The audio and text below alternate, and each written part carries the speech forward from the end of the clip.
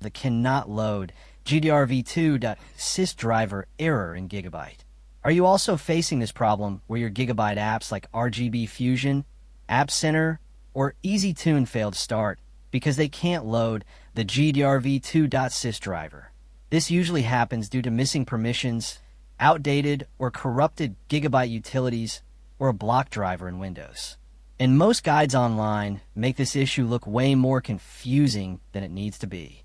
When I faced this same issue, I tested every possible fix until I found the simple tricks that actually work. And today, I'm sharing all of them with you from my own experience here on Rexist. First, let me explain the problem.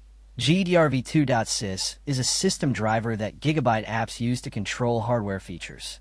If the driver is missing, corrupted, or blocked by Windows, the app can't load it and shows this error.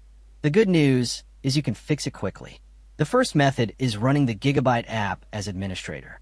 Right-click RGB Fusion, App Center, or the software you're using, and choose Run as administrator. This lets Windows load the Gdrv2 sys driver with the required permissions.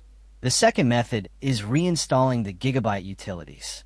Go to Settings, Apps, Installed Apps, and uninstall all Gigabyte programs. Then download fresh copies from the Gigabyte support website. Install them cleanly and restart your PC. This replaces the corrupted driver files. The third method is checking Windows driver enforcement.